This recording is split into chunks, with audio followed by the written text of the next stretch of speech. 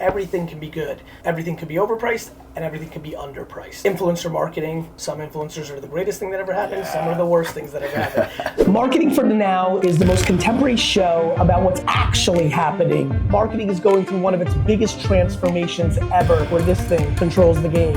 And there's so many things we pay attention to, but we get to talk to the brightest and best minds in marketing on Marketing for the Now. Everybody, welcome to a new episode of Marketing for the Now, the Cannes 2024 edition, talking about day trading attention and what's going on at Cannes. I'm pretty excited. We just did a CMO circle. Why don't you tell everybody who's watching who you are and where you work? Sure, absolutely. So my name's Jenny Lewis. I'm CMO and president at The Knot Worldwide. The Knot Worldwide is a portfolio of a number of brands. We're most known for The Knot, which is our wedding brand in the US, but we also own a property called The Bump, which is focused on prenatal and pregnancy care, The Bash, which is party planning, and then a number of European wedding brands as well too. So real quick, because I think everybody will enjoy this, Cannes 2024, we're in the middle of it. We're all already tired. Yes. We're all ready to go home. Yes. But hot takes, observations, things that have caught your attention. I would say hot takes. We're talking about AI maybe way too much. I feel like I cannot get through a conversation without AI being mentioned 5 or 10 times. Absolutely going to be transformative, but it feels like it's also becoming a bit overhyped in some way. And misunderstood. Misunderstood. I think there's a bit of like hand waving around it too, of people talking quite a bit in like grandiose statements without really quantifying what it's doing to transform their business or even today. Understanding the technology. The technology. I mean, I got lucky, and you're in a more tech DNA, internet company, and I got lucky. So much of my career was tech before I got to Madison Avenue. Watching Madison Avenue talk about Silicon Valley things. Oh, it's wild. I agree with you. I think just because you wave your hands doesn't mean you understand AI. Yes, definitely that has been the case. I think another hot take, I think there's been probably less talk, and maybe it's because it is the roots are a creativity festival, but I think what's been happening this past year with Google is pretty wild in terms of the way they've been playing with the algorithm, the impact that I know that's having to a number of marketers in terms of their session volume and search, and it really hasn't been discussed. Right? A big part of our world. I think that's because a lot of brands here don't, like, your world is real when like search matters. Yes. You know, if you're Doritos, doesn't matter as much. It just doesn't matter as much. It's a good point. And I think to your point, like for Nissan, like I think this is a festival of a lot of consumer brands. Where search is number 6, 9, 13, 47 in for the us mix. it's number 1. Of course, Exactly. And for y'all, actually, that's probably the most significant conversation you were having internally, yes? Like from a day trading attention standpoint, if and when AI bots and once that I mean, I can speak for my brother. My brother AJ, who's one of my 40, who's 37, he doesn't use Google anymore. He doesn't. It's wild. It is. Like, and obviously, by the way, search is a huge factor for my dad's business, for the wine library. Like, that is a huge elephant in the room for people that are SEO, SEM'd out, yes? I completely agree. And the good news is, so I joined The Knot about 2 years ago. I came after about a nearly 8-year run at Uber. And SEO is a new world for me. Uber didn't ever talk about it. Wasn't part of our vernacular, as you can imagine. It just was an unnecessary tool for us. And I was shocked when I came into the building to see what a large percentage of our share was so heavily concentrated on Google. And so it actually was a part of my initial 3-year transformation plan, was we need to de-risk and we need to get away and start diversifying away from just being so reliant on Google. And we were on like this hamster wheel between SEO and SEM, and it's very hard to get off of it unless you make some bold moves, as we were just talking about in there. So fortunately, before Q4, Google rolled out a big algorithm change. I'm sure you've heard about it. It definitely had an adverse impact on our business, but we weren't caught on our heels because we'd been talking about it and paying attention for some time. Think about your 3-year plan. 3 year, was that 2? That was 3 years. Yeah, it was about a year and a half ago that I presented to the board. I would say that I don't think anybody realized how big of a deal that was. You probably yourself didn't realize how great of a strategic move that was going to end up being. I truly did not, and credit to my team as well too, because they'd been kind of waving that flag before I even got there. They were pumped when you jumped on board. They were pumped when I jumped on board and was able to galvanize that rally and cry a little bit. And I will say, I think I don't know that our team internally, our executive team, realized, and I think they were aware of it. They absolutely understood it. They're quite thoughtful about our marketing strategy. But I think this Q1 and seeing the impact that it had was a wake-up call for all of us. When you hear day trading attention, Yeah. what comes to mind? What do you think about? Well, I think, and I'd love to hear your perspective as well, Please. too. I will admit, I have not read the book yet. No- I am no excited, feeling- no too. feelings, no I feelings. have heard good things, though. I truly you. saw some, organic posts Nice. about it, Thank and you. so I'm excited to check it out. And it was a lot of what I was bringing in that CMO circle just Yeah. now, Yeah. which is like, what's overpriced? Yeah. What's underpriced? Yeah, And are you romantic yeah, about a concept or the past, yeah. or are you agnostic to build brand and sales Yeah. today Yeah. for today and tomorrow results? That's the thesis. And I think it's spot on. I have to say, it does take some bold thinking, though, and you feel it. By corporate standards. By corporate standards. Not by entrepreneur or small business standards. Very good point. Right? 'Cause Very they good don't- point. they- That is they go out of business if they don't basics. day trade Exactly. yes. Exactly. But by corporate standards, and you think about, unfortunately, I didn't grow up in CPG marketing. That's not my background. And so I don't come with that necessarily. Here's the toolkit. Here's the playbook. But you're breaking a lot of memory structures of what you've learned over the course of your career to respond to how the market is moving today. And I think that's incredibly valuable. It's what every good CMO should be doing, is just rethinking what we've been taught, because our jobs today are very different than they were 10 years ago, very different than they were 3 years ago. And so I do think it is being very, somewhat of what we were talking about there, somewhat agnostic to I need to reposition what I have known and just follow what is working today and where my audience is. And I am mostly in the wedding business. My audience is younger. And so that is where they are engaging with our brands. And do you, actually, I'm sorry to interrupt. Yeah, this go gets ahead. me excited. Are you marketing younger? When I look at the data of age of getting married, yeah, coasts are older. Let's just use America, for example. Roughly. Yep. Do you tend to be contextually marketing based on average age of marriage? How much does that come into that? Also is a big. We do part of some of that. Is there I would room for say more opportunity in that? there's room for more opportunity. I'm excited about that stuff. I think so too. And what I actually get most excited about, because we're pretty darn good. Do you know how many people get engaged every year? No. It's less than you would think. It's the about number? 2.2 million people in the US. Okay. And so it's a small audience, and we're actually quite good at finding that audience. We dominate it. 8 in 10 engaged couples every year are going to make an account on the Knot. So we are an acquisition machine. When you get engaged, we're very good at finding And you. the brand has gotten so strong that you're even getting it organically. Yes, absolutely. And we benefit from that. It's my job. I didn't build it. My job not to mess it up. What I get excited about from a contextual and targeting standpoint is the pre-engaged audience, and how we think about, and not pre-engaged in they're 18, they're going to get married in 10 years, pre-engaged in we know that you are in a relationship, you're about 6 months out from getting that, from having the proposal moment. So how do we get our brand in front of you and very top of mind? We have barely scratched the surface. We've barely touched that audience previously. We talk about it a little bit internally, but we don't put our money there. I love it. An opportunity for attention. Definitely. Thanks for being on. Thanks for Have the having best me. Thanks. All right, let's move on to Jim from Bose. Jim, actually give your full name, intro, what you do, your title, marketing for the now as we continue the Can edition. Yeah, hi everybody. Jim Mollica. I'm the Chief Marketing Officer at Bose. Thanks for having me. Jim, we're halfway through the week. Yep. You've been here for several days now. Indeed, you can help with my voice. I can hear it. Hot takes on Can 2024. Yeah. What has been surprising? What's been shocking? What's been disappointing? What are your early or midweek observations? Yeah, I think obviously a lot of conversation around AI, and I think it's been kind of shallow. Yes. Right? And I think the real deep, interesting conversations around how AI can be used to drive the creative process, both scale, speed, efficiency, effectiveness, deeper touch with people.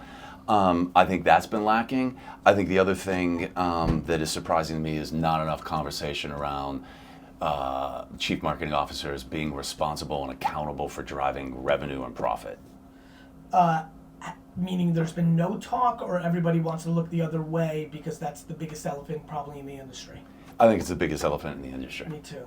And do you believe, now let's actually go right into this. This gets interesting. This is why my cover's purple. I'll get to that in a minute. So I'm a huge buyer of that. Yeah. where I get scared is the term performance marketing. Yeah. I believe performance marketing is performance selling. 100%. I think it would really help our industry. By the way, which I love. I believe in CAC and LTV all day long. Yeah, Trying to totally, sell totally, stuff. Trying to sell Bose stuff. Totally. Trying to sell wine for my dad. 100%. But I think that's performance selling, Yeah. which I think would then allow us to have a conversation of where branding and marketing sits in. Because I think the juxtaposition that so many CMOs are struggling with is they genuinely believe in brand. Mm-hmm. Brand is clearly real. Mm-hmm. It's religion. Mm-hmm. It's everything. Mm-hmm. It's everything. Mm-hmm. But your point is so well taken. What do you think? Like, how do we get there? What do you take? How do you Yeah. see my take on performance selling versus Yeah. marketing? What's your thought? Yeah, look, I think for me, I would even call it selling or brand selling. Like in every element, these aren't binary. You don't see a performance selling ad and say to yourself like, I'm just buying this off of this moment and know nothing about this product. Generally speaking, right? So Definitely not Fortune 500 companies. No, We've no, seen no, that no. a little bit with emerging new direct-to-consumer Yeah, brands yeah. because the ad creates consideration. But it's a transaction. utility But to your play, point, right? sure, It's a yes, utility yes, play. I need a shaver. Yeah, Yep, utility I need a tie. The That's utility right. in the moment, you're Yeah, satisfying yeah. it, right? And that's Yeah, cool. that's cool. It's cool. I think it gets more sophisticated and you get different answers from marketers if they own a P&L. If you own a P&L, you start making different decisions. You've been around the block in Yeah. a lot of great companies. What's your gut? You may even know this. You have a sense of how many CMOs in the Fortune 500 own a P&L? Or do you have a guess? I would bet, like truly owning the P&L, I would bet it's probably 15%. Yeah. Because there's GMs, divisions, Yeah. North American Yeah, yeah, presidents, right? yeah. And then they most- become an influencer to the budget, right? And look, you think that the traditional track for a lot of CMOs has not been through more of the tangible operations of running a business. Yeah. A lot of CMOs aren't even using the vernacular of business, which is sort of like how you're managing a spreadsheet and understanding profit and loss and the way that you're driving this.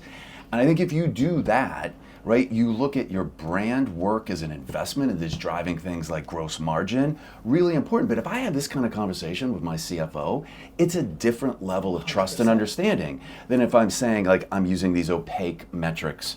And I think one of the reasons why I love this book and I've been so close to you and your agency for so long is you have always said, yes, brand is incredibly important. But at the end of the day, our job is to create customers and then have those customers be with us for an extended period of time. I couldn't agree more. And thank you. Day trading attention, big thesis is everything can be good, everything can be bad. Yeah. Everything can be overpriced, underpriced. How's influencer marketing, Gary? Good and bad. Yeah, If you're totally. good at it, it's remarkable. Totally. If you're bad at it, social media, my darling of the moment. People are like, you love social too much. I'm like, no, I like attention. Yes. And it's 2024. I say to my friends all the time, like, wait till you see my videos in 2039. Yeah. I mean, like, you idiots are still doing social media? Like, VR, motherfucker. Yeah. So. Can I give an example of that? Like you and I, our conversation? Please. Okay, it was probably 5 years ago. We're talking and you said most underpriced media right now is the Super Bowl. Go big. And literally my jaw dropped at this moment because I had been carrying the digital torch in like large media companies for a long time, driving movie, TV, consumer products, and using that so effectively. And you were throwing that out there of we should really go after that. Yeah. It is. It's all about underpriced attention. So to your point of view, maybe nuanced, as a marketer, both running an organization, but I know you keep your ear to the ground, and especially in a week like this where you talk to people, hot takes on what you're curious about on overpriced and underpriced attention. Yeah. When I say, and that could be like a medium, like you might say that print, I can't believe like my contemporaries are still doing that. It could also be in another way. I'll give you for instance, because I'm feeding you ways to maybe think about this. Yeah, Think sure. about your idea.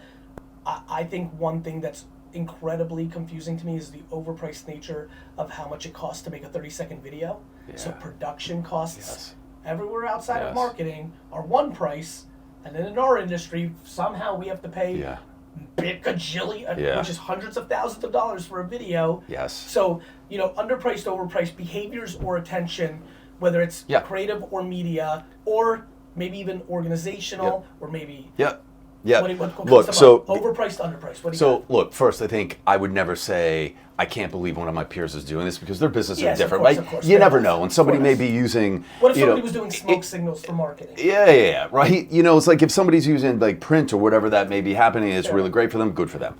I think for us, where I'm starting to see some interesting elements is really focusing on audio and actually streaming audio, not podcasts. Streaming audio is how do I understand? It feels like it is an opportunity. It feels like everyone's rushed to podcast or podcasts are cool. Like radio and streaming audio is like, hey, there's something there.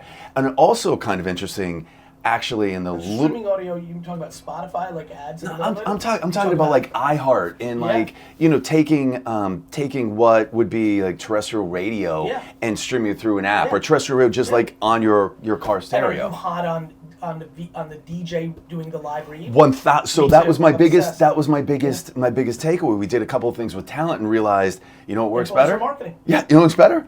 The guy running the station, the one selecting and curating the playlist. So I think that's really interesting to me. I think that's something. Anything in the last 2 or 3 years that you've decided is overpriced? Well, Change your mind on? can I just talk about the Please, production please, thing real please. quickly? So our first thing when we were doing talent, we're getting really involved in the production of like doing these audio spots. It was a ton of money. And it's like, or we could give the guy nothing for like to do the audio read because it's part of the insertion and we're good. And it killed.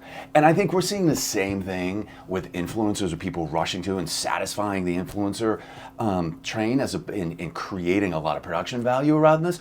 Or worse, going through an agency to a production company, right? And you get that bill, there's a pass-through cost and all this stuff. So I'm a big believer in how can you minimize the costs associated with production in a variety of areas, still quality, still premium with our brand. Yes, we will have some elevated work that definitely reinforces what we are. But I think you have to take advantage of these other more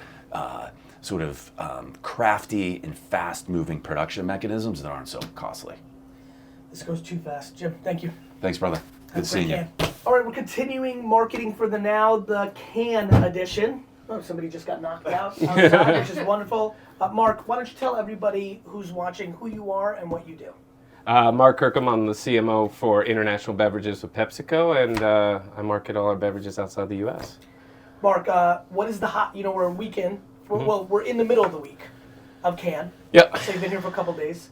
What's the biggest observation, surprise, disappointment, curiosity? What's caught your attention? What's your 2 cents on Cannes 2024 as we sit here right now? I think for me it's the convergence of all the things that we probably talked about over the last couple of years, right? So you're seeing purpose tied to technology, tied to kind of creativity, tied to growth, right? So I think we're finally maybe getting to a place where it's not shiny objects. I mean, there's always going to be some, but I think we've kind of started to piece it together and say, oh yeah, that's what we have to do. Do you feel that AI is a shiny object? No, I think it's part of the conversation. I think, and we've been part of this every year. There's a thing, right? Yeah. And yes, AI is a thing, but I think people are thinking about AI as an enabler versus a thing. Yeah, and I think that's the big thing: enabler for creativity, enabler for business growth, and enabler for back office, which many of us have been doing for years. This is the day trading attention edition. My core thesis here is that anything can be good and anything can be bad. Yeah. Right? Influencers could be good, it could be bad. Depends on what you paid and depends on what happened. Yeah. I've historically come into this industry of I think TV's overpriced, but yet I think the Super Bowl ad is the single best ad in marketing. For you personally as a marketer, you've had this illustrious career. Anything standing out for you personally, maybe even out of the realm of what you do day to day Pepsi, as just an observer, as just a mark, not as Mark for PepsiCo. Anything standing out as something you're curious that you're starting to see maybe value in, and or the other side of the pillow, anything that as your career has evolved, a medium or an execution or something in marketing that you're like, I used to think this was great, but I think the days of that thing might be numbered? I think if I look at it, the experiences, and I don't mean experience economy or anything generic, I think actually physical experiences that are then linked to social digital engagement is becoming more and more important. Why? Because media is fragmented. Why? Because social is no longer about what an influencer says behind the camera, it's actually what they're doing. And so I think that whole kind of connecting a moment to a channel, to an individual is actually kind of becoming more mainstream. And it's something I think we need to spend more time on because, yes, the big moments like Super Bowl will always be valuable, but a lot of the stuff in between will actually be more experiential. So I think that's one. I think, this sounds cheesy, but like out of home has become super powerful again. And it's because out of home isn't static. And out of home can be linked to, a social channel. Out of home can be linked to a temperature. Out of home can be so many more things than it used to be. And obviously, it's in an impulse category that's important. And I think the last thing is, purpose for a reason matters, right? Instead of posturing. Instead of posture. It's not that there are those 7 words you put in the middle of a diamond or a square or whatever you call it, right? It's how you bring it to life. We did this amazing thing with Rachel Yankees, a football player in England, and we had her used AI to recreate her 9-year-old self to talk about the purpose she had playing football, cutting her hair, pretending she was a boy. But actually, it's helping sell a story around confidence that ultimately will build our brand. And then a lot of people just talking about it. And that is a very different than going and creating an ad about a woman playing soccer. So. Actually, that just inspired me to go somewhere. Hopefully you don't get too red, but one of my, this is actually unusual for me to go here. If I may, I hope you're not upset, but I think you'll be flattered. I think you're a very high quality person. Thank you. And one of the things I like about you is just how we talk about fatherhood. Mm-hmm. So knowing a little bit about you on that one, anything interesting about your kids' behaviors that you've brought to the boardroom, back to underpriced or overpriced attention? Are you, like myself, like probably most people, paying attention to what they're up to and like, or anything stand out? Absolutely. First off, thank you. Second off, my 15 and 17-year-old daughters are my greatest focus group, my greatest influencers, my greatest acknowledgement of both how old I am, but also how young at heart I am. And what's great about it is look at music, right? I mean, they're listening to country. They're listening with Shabuzi. How that is amazing, right? You look at this, the genres that they're mixing up on their own. The fact they're listening to music that you and I grew up with and stuff they had no idea existed, right? I think that's one. Also on sports, I'm a dad of 2 girls. I'm a huge advocate for women's sport. I have been for a long time, most of my career, and I'm lucky enough to be able to put that to work. And actually tell stories. I mean, Gatorade had Mia Hamm in an ad in 1997 with Michael Jordan. And we did Abby Wambach. We've done so many different things. Karen Carney is an amazing person we work with on Pepsi and just got her OBE. And she spent time with my daughter, teaching her about the stuff she was doing. And honestly, that means so much to me as a person, but also I apply it to how I think about my work. So it's important. It's very important, and they are a very important thing beyond just being my kids. They're my muse. They're also they challenge me, right? And that's important too. Dad, that's corny. It's cheesy, but it's true. Yeah. Final question. I'm actually going to flip the switch again. Any words of wisdom for a lot of young marketers watch this, wanting to be like the guests up here? What's a good piece of advice for somebody who's a junior brand manager that has the aspirations of being a CMO one day? Just think of every opportunity as a way to learn something, not to achieve something. I think there's too much of I got to do this linear kind of career development. Just go do something interesting. Learn something, because you don't realize that might be the thing that gets you to the next thing. That might get you the big job, or might get you to an experience you weren't even planning for. I think there's so much pressure on young marketers. It was different. In our day, you had to get an MBA to do this, to that. It was very linear, and it kind of worked. Today, it's actually, because there's the less structure, it actually requires them to be a hell of a lot more creative and think differently about how they navigate their careers. So go out and learn some stuff, try stuff. Don't be afraid of failure. Don't let this, there's also the pressure. I think it's affecting them. So we've also got to give them space. And they need to come and ask us for space. And then the good news is that this generation of marketers, they're not afraid to talk to anyone. It doesn't matter what level, CEO, CMO, they'll talk to anyone. And actually, we just got to listen. And I think we've got to be better listeners on that too. Thank you, brother. Thanks, man. All right, we're back at Marketing for the Now, the 2024 Cannes edition. Ash, why don't you tell everybody who you are and what you do? Hi, I'm Ashley Schapiro, Vice President of Marketing at American Eagle. So Ash, we're halfway through the week. Cannes. What's your hot take? What's your 2 cents? What is standing out so far for you? What disappointed you? What excited you? Or what did you observe? What are you curious about from a currency and vibe standpoint for all the marketers that are back home? What's your take so far? this is my first can, so It's a lot. it's a lot. Yeah. It's totally a lot. I think my first takeaway, which isn't really about marketing so much, but maybe it is the most powerful thing in marketing is networking and the conversation you're having with other marketers, Yeah, of like what course. we did today. And coming here and having some of those conversations reminds me that I don't do enough of that at home That's awesome. because you don't have time. Yeah, so the first observation is, wow, what I'm getting out of here, I need to find a way to replicate that, whether on Zoom or whether in person. I got to have more combos with other marketers. Absolutely, Love but that. the key is creating the environment, Yeah, like we were of course. talking about earlier, that is trust and not competition. Yeah. Because the reality is you're sitting in a room with your competitors. Yeah, if of we course, call of it, course. well, there's only so many chairs to fill, right? Of course. So that's number one. I think number two, and everyone's going to say it, so I'm just going to do it. Drink when you hear the word AI. Yeah. And it's in every conversation, no matter where you are. I think the key takeaway is everyone should not sit still on it. You should get ahead on it.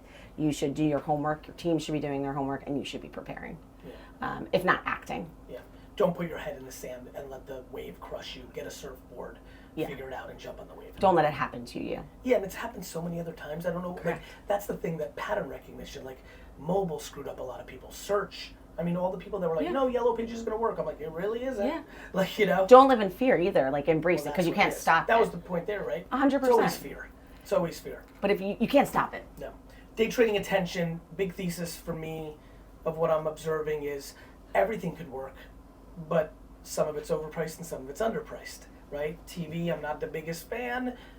Looking across the board, not that it doesn't work, it's just expensive to make that work, and I think there's alternatives, but Super Bowl, I think, is remarkable.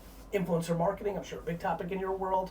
I'm sure you've seen it 100 times already. Some influencers, it works tremendously well. What a steal. Yeah. Other influencers, like, we got ripped off. For you currently, in the underpriced, overpriced framework, what is standing out as underpriced or overpriced, or what's starting to brew as, like, maybe it's not definitive yet in an interview like this, but something that you're starting to be like, wait a minute, I need to double click or triple click because I think this might be an underpriced / opportunity, or what are you starting to say, like, damn, I've always kind of believed in this hardcore, but I'm a little worried. I'll give you one more comp while you think of this through. I used to get banner ads on winespectator.com for my dad's wine store that had 14% click-through. It was 1997, Right. and banner ads were crazy, and people thought they were the coolest. Obviously, there was a point in the early to mid-2000s where I was like, I don't want to do banner ads anymore. They're not a good deal. So with that huge setup, what do you got for overpriced, underpriced? Okay. On the fly, everything's overpriced. Google, I'm talking to you. Overpriced for me is definitely going to be some of Google's platforms right now. The CPMs have gotten so high, your return on investment's not there, but we all know we have to be there because they are king. It's just a fact of life. So that for me is overpriced. You can't even compete in some of those spaces anymore to even try to win in some of those You're talking about search, search. paying for ads. Yeah. But isn't that, it's an interesting thing, right? Because Google, unlike the New York Times, isn't selling anything. It's in the middle, That's true. right? Google, unlike CBS, is just sitting there. Your competitor is willing to pay more for Correct. that term, right? So it's an interesting one, right? It's an interesting one. It's not really their fault. Correct. There really isn't, right? But there has to be a better way. Well, they're going to be disrupted pretty soon. My Agreed. 37-year-old brother doesn't use Google anymore. Correct. All open. Underpriced. Underpriced. Well, that's going to be a tricky one because, like, how do we get in there, though? Correct. Right? Like, I said to somebody the other day, I'm like, you think Google's bad? Wait till whoever wins the AI search game, I like agree. that game, whether, obviously they're going to try to win with Gemini, but like, crap. If the AI, I mean, think about that control. What's a good makeup? The answer, I mean, woo. I think underpriced is people. Tell me more. So we're all talking about AI. Let's use Google as an example. PMAX, right? Like we all do PMAX. We love it. Everything is automated. We have to all be automated. And I think that companies and brands are deprioritizing people because there's so much leniency on the platforms and different people to automate. But the reality is it needs to be managed. It needs to be watched. There's an art and a science, and you need to be careful of what's coming next. So I would say people are I like underpriced. that. I like that. Talent. Yeah. What about the creative side? Anything stand out as underpriced or overpriced? I don't know if it's underpriced or overpriced, but I think that undervalued is creator content. I think that undervalued is creator content and undervalued is, or not undervalued, but I don't think that Underestimated? we are underestimating how much content we are going to need within the next 5 years. I'm about to high five the shit out of you. Like- I've been yelling about this forever. Crazy. So you're going to need So much. Are you a buyer that to build a brand right now, currently, given the fragmentation of attention, that we just need so much more contextual creative at scale to actually even have a chance? 100%. I think so too. Like how are you, your brand, how are you gonna get me to buy something versus my mom? Like, we're gonna have to see different shit to even consider 100%. it. Yeah. Like I like do a very simple thought process. I was just saying, when you wake up in the morning, you're probably a bad example, so I'll use myself. I have so many things to check. So the first thing I do is I check my email, of course, because I'm a corporate employee and I gotta check sales. But then you got your text messages, then you got your Instagram, you got your Facebook, you got your TikTok, you name it, you're on Reddit, whatever you do. Mm-hmm. Those are all things you have to check. If you're a brand and you want somebody to be engaged with you on all of those platforms, you need a different reason for being on every single one of those. Context. And that is context and content. And I think that we don't realize from that perspective, from an AI perspective, think about the ad units now. If it's raining here, you're getting served one thing. If it's sunny here, you're getting served another. Back to school. I go back to school, New York goes back to school in September. Florida goes back to school in August. You're serving up different content at different times. 100%. That volume is crazy. And actually, a big thing I touched on here is, and then understanding the science around the art of that creative. Correct. Right? Like the first second of a YouTube short is going to have a little different of an element than the first second of a Snapchat 100%. spotlight, even though it looks to so many marketers as the same thing. I agree, and I think that's also where the talent piece comes in. I totally agree. Because creatives are going to continuously need to evolve to be data-driven. 100%. Creatives used to be people that wrote radio ads. There was no video skills, Right, you can't just say I want it to be blue because I like the color blue anymore. but they still want that so bad I out know. there. It's so hard. Oh my God, this goes so fast. This was Thank so you fun. so much. Thank you for having me. Have a great camp. You too. All right, continuing with marketing for the Now Can Edition. Joe, why don't you tell everybody who you are and we'll get into it. So yeah, hi, I'm Joe Cano. I'm the Chief Marketing, Merchandising, and Growth Officer for Zappos, which is great. So I love the kind of owning the entire funnel of everything. It's really nice to have no one to tell me what I need to do, which is great. All right, we're halfway through the week of Cannes. Yeah. How many have you been to? This is my first can in the marketing role, yeah. Right, so this is going to be super fun. Yeah. What is your hot take? What's your observation? What's surprising? What's disappointing? What's inspiring? What caught you off guard? What's your midweek observations? So I would say like the hot take for me is one, the networking here and actually getting to talk to people one-on-one kind of after the speaker sessions are really important to me. So I love that. I love talking about, all right, what everyone says AI, that's the biggest buzzword of everything. But really it's like, what are we doing with that? How are we actually making that easier for our consumers? So I love that everyone, like the back channeling conversations that are happening after all of those things, your talk today, like getting people together and actually just having real conversations, that is my hot take. That is what you need to be doing. Like that is what you need to be focusing most of your energy on. It's great to go to some of these speaker series, getting a lot of good info, love it. It's great taking some of that back to, home base and saying, okay, let's try to utilize this, let's try that. But I think the authenticity you get outside of it is really, really important in creating that connection with other CMOs that are having the exact same issues that you are and coming together saying, let's band together. I'm actually doing a little little cohort after this. I'm like, hey guys, let's meet after a month and see if we actually can implement some of these things we actually want to do. So that's my hot take.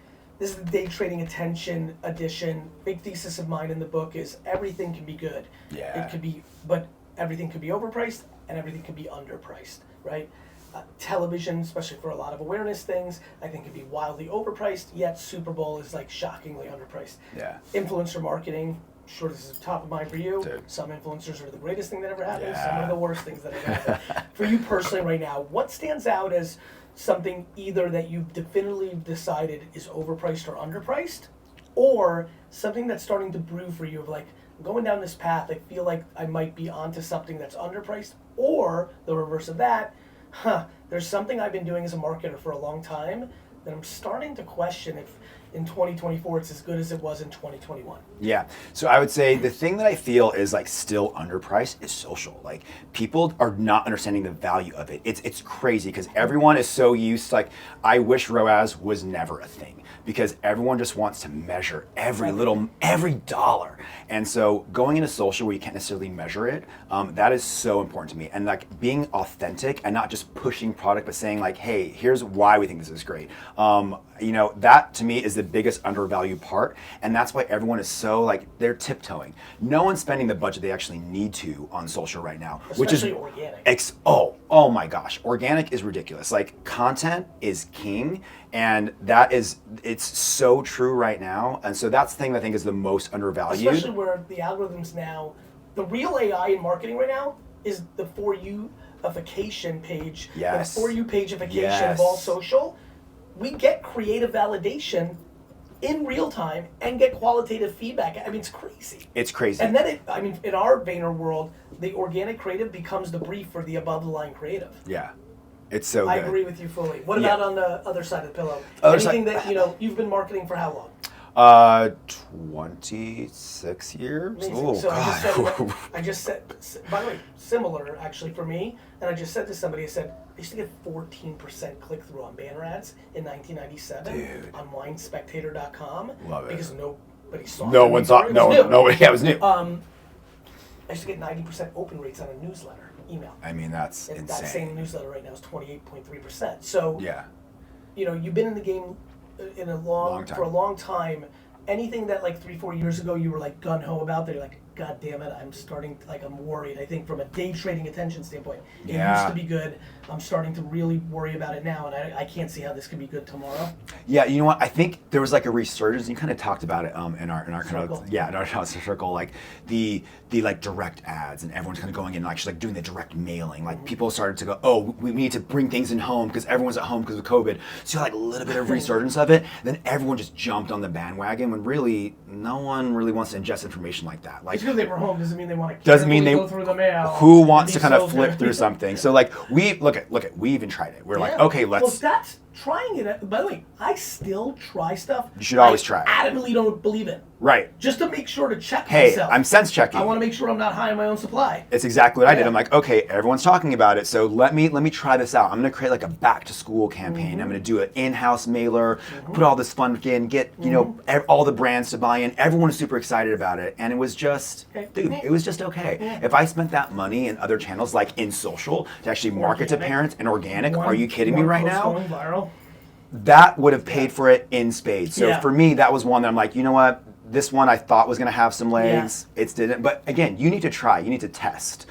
Test and try, fail fast, pivot, move on. With a minute left, a lot of young marketers Yeah. hoping to come to Cannes. Many senior marketers coming to Cannes definitely next year for the first time as a newbie, but who's been in the game.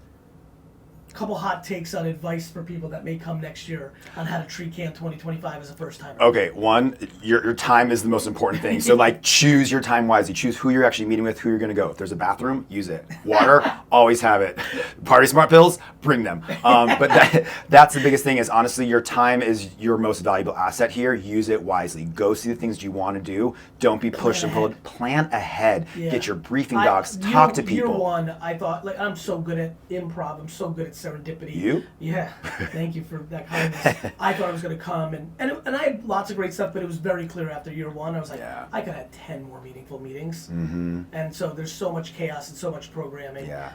But leave some room for serendipity, yes? Yes, you have to. That serendipity sometimes where the magic happens. Yeah, Those after 100%. drinks, like honestly, upstairs, Yeah. having a couple cocktails. Yeah. I'm getting some good with yachts. Can't wait to go. Thanks, brother. Good to see you. All right, we're back with Marketing for the Now, the Cannes edition. Marcelo, why don't you tell everybody who you are and what you do? Well, I'm Marcelo Cortez. I'm a CMO at Manscaped. And, Manscaped does like the grooming down there. Yeah. And now moving to other parts of the body. It is as very well. nice. How long have Yes. you been there? I've been there 4 years, but I started as taking care of the creative and product design, packaging, all the thing that was like more on the creative Yeah. side of things.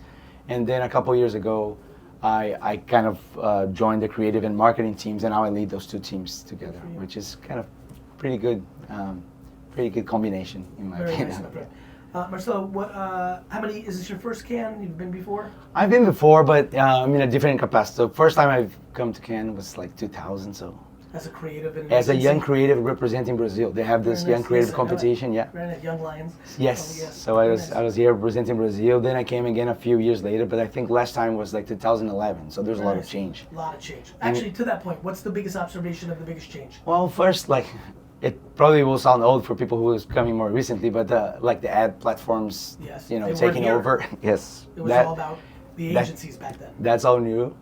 And then there's another aspect that I don't know if it's because of where I am right now, but being on the marketing side and kind of connecting with all the marketing people is pretty interesting, and it's been really like a rich experience so far. Good, brother.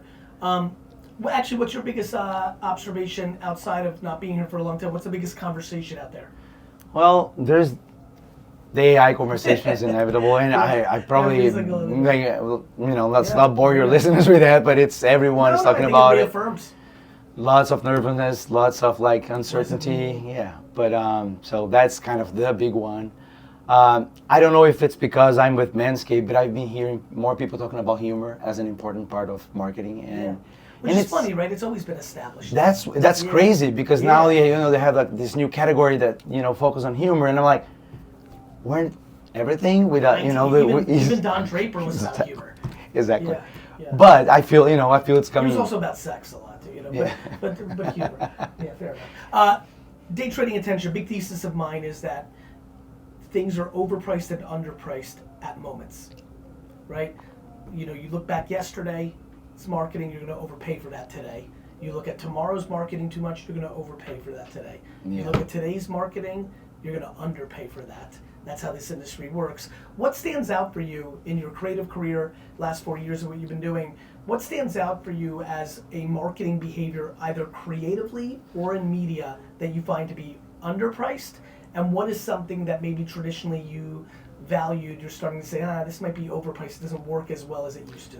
Well, I mean, for me, I am a huge observant of like what happened with, the phenomenon of D2C, which is not new too. It's been around for like 12, 13 years now. But I think it's reaching a level of maturity where people are understanding like what are the limits of D2C first, activation, Yeah, like a other super distribution, performance-based activation.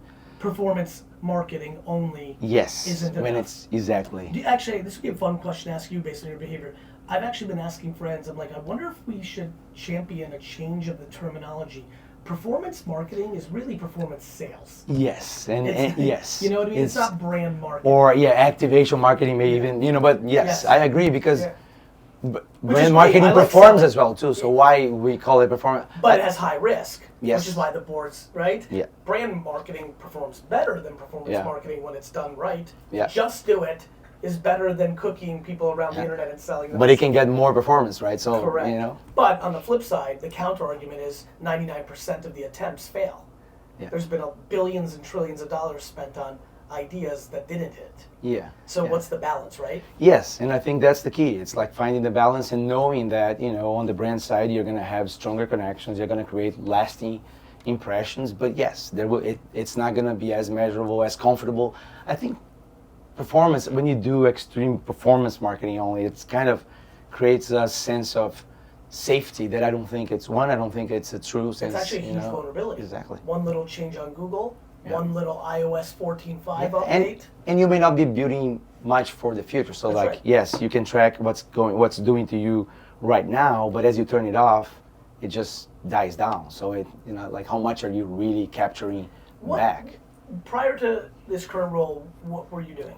So I have a kind of a non-traditional upbringing professionally. I started in the creative industry back in Brazil, working with big agencies, good clients. Brazil has a very strong creative industry. So You were copy or art? Art. But I always like had this passion for like to learn more about strategy, to get more into like the big picture and in the strategic side of things, the marketing side of things. So I did some political campaigns, and I ended up doing 7 presidential campaigns in 5 different countries. Wow. 3 in Brazil, 4 other countries, and then some smaller ones. And that was all like in a short timeline. Like the first one was 2002 because it was like a very historical election in Brazil, and it was a big chance that I had to kind of have a taste of it. I went back to the advertising world.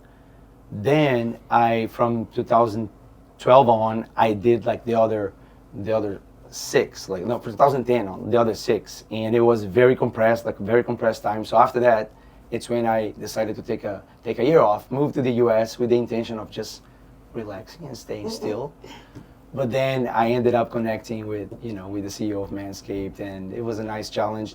In the campaign, we have to run everything. So for me, being able to to touch, Yeah, you know, of course. creative Influence. content, So branding actually, strategy. That's where I was hoping you were going to go. I thought that's what you would say. What was the biggest aha from going just in the creative agency land to real life business? Because that's what you did. Yes. What was the biggest, oh shit?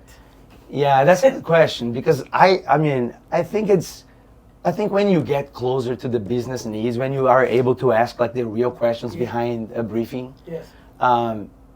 That's where I think the real magic happens. Because a lot of times, even as like the best creatives in the best places and all that, there is, depending on the client, there's a limit to how they expose the creative How far they to the show. actual Yeah, of course. business problem. Of You course. know, they already filtered the business problem and they already kind of are pointing in a solution. And I do think that for a lot of like for the true good creatives, the further down the line you give the more up, like let's say on the core of the need of the business problem you're trying to crack that you bring, I think the better creative you get, because then there's like you know exactly what you're trying to do. And I don't see that like when I was purely in the creative agency world, I didn't see that. And a lot of times I was doing great creative in terms of Great like work. exactly, but I wasn't sure if that was the best strategy, but I couldn't tell because I didn't have access to it. I promise you that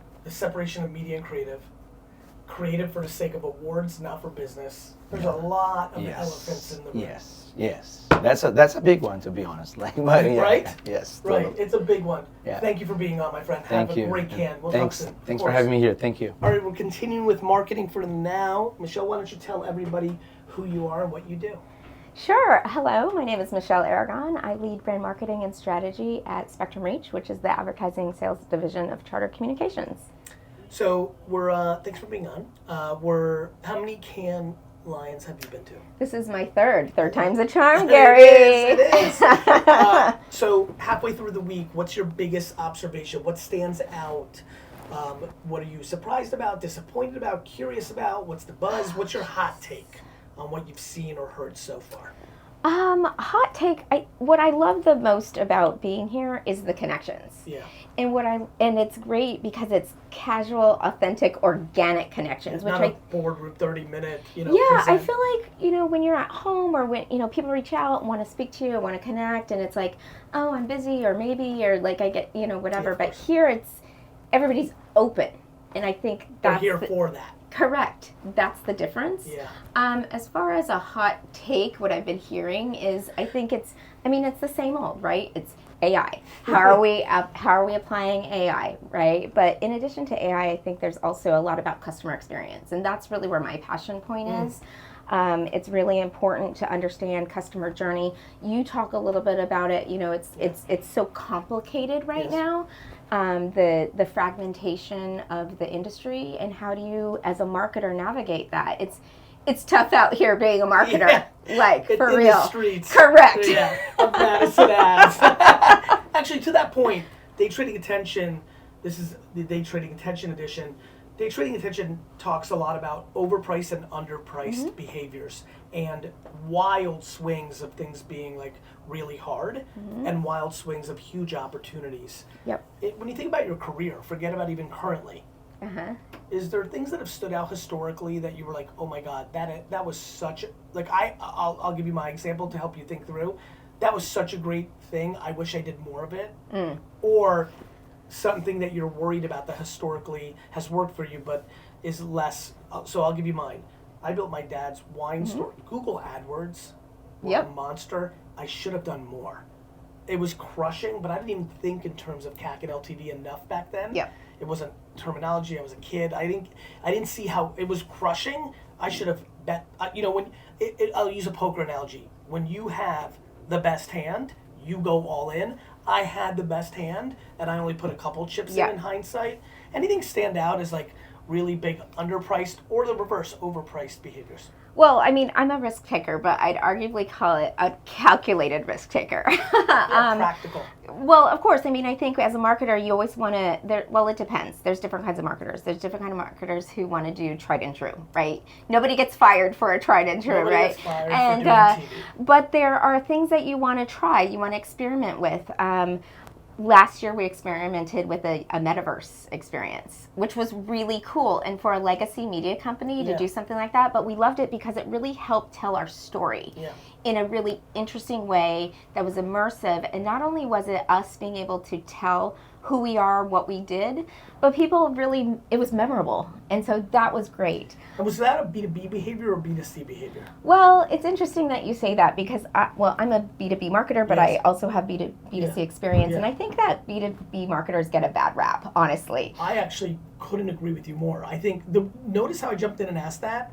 I think that was B2C marketers doing metaverse challenge. There weren't enough users there. Yep. B2B marketers, especially on a classic brand, to change the perception to the market makes a lot of sense to me. Yeah, and the customers loved it. And that's actually what was great because when you're experimenting, you don't always get hard quantitative metrics. It's intangible metrics. Well, especially in an industry that wants to measure brand when you can't.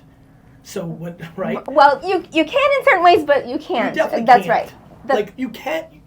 Every company has accepted how they measure brand. That's fair. But Yes. measuring brand, it's like measuring love. Well, that's what I was Like saying. God. It's intangible. Correct. But where I think you can measure it is in your goodwill. Sure. And the customer intelligence that you're gaining in the experience when you're connecting with your customers. Yeah, but I'll give you, for instance, in that example, if I'm like, wow, that was a really cool metaverse experience, like 3 weeks later, I might be like, oh, that might lead me to go to search and do something with you that you'll never know.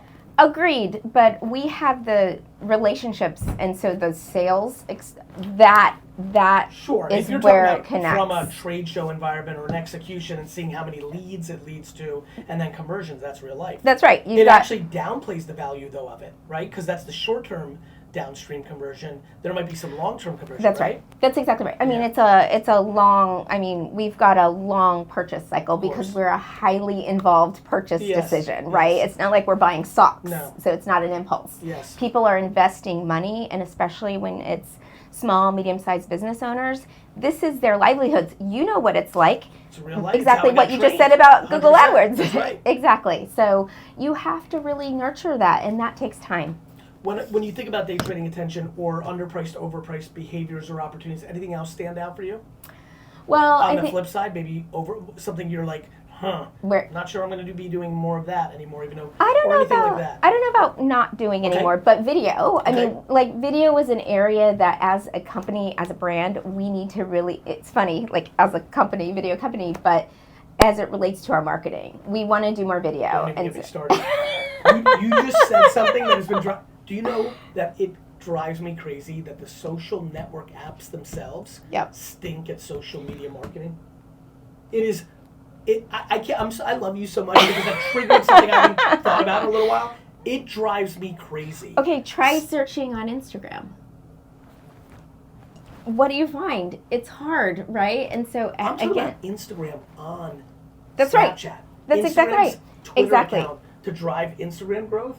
Pinterest. Yes. YouTube Shorts account to drive Pinterest. That's exactly YouTube right. Shorts Facebook account to drive YouTube Shorts. It is bananas to watch social networks not be good at social media marketing for their stuff. Well, that's not even where... within themselves. I apologize because now really ranting. Facebook's Facebook account. Triggered. Snap Spotlight account. X's X account. Even within their own damn platform, they're not doing best practices. Well, arguably, I mean, I think that's the experimental area, right, for a lot of brands like that. And so that's an area that I would love to work on more, and that's an area that we're looking to work on more. I love it. I love it. Parting shots, because this goes so fast. Anything any young marketers should be thinking about, any of the industry, because a lot of people are going to watch, anything that you want them to know about the current state of marketing or Cannes 2024? Wow. I mean, current state is, how are we harnessing chaos? How are we harnessing chaos in order to make things more simple for the customer, improve the customer experience across all touch points, and really just organically be a better brand? Actually, I'm going to build on that. One of my arguments is who wants to be disrupted from what they actually want to do and be sold something? You know, when I think about customer experience, the concept of advertising itself, interrupting, is a really interesting challenge, yes? Well, if you think about it in terms of interrupting, yes, I think there's a trade-off, and I think some customers understand that there's a value exchange, right? Yeah, they'd rather- I'm going to get this by watching Right. that. Instead, Correct. yes. Yeah. Instead of paying $13 a month for XYZ, That's I can right. get it for free if I'm willing to sit through ads. That's Is right. that good for the advertiser, Well, though? I mean, that's why your advertising needs to be relevant. It needs to resonate with them, and that's why, again, you need to understand your customers. That's why having data, gathering data in a privacy-focused way Yeah. is important. And then to your point, once you then did all that great work to get in front of the right audience, the creative is the variable of success. Yes, That's 1,000%. that to me is the 1,000%. most fun puzzle of this whole thing. You could do everything right. You could have 1p out your ass and know. I could know that I'm talking to Dustin, and I know he comes from BMX culture, and he's a Jersey kid, and he works for me, and like I have a good sense of him. And if I don't make the video or the picture that gets him to do the thing I want, I'm ass out. I mean, that's marketing. That's marketing. What a way to end. Mic drop. That's marketing. Thanks for being on. Thank Bye, you everybody. so I hope you much. enjoyed Marketing for Now, the Can edition.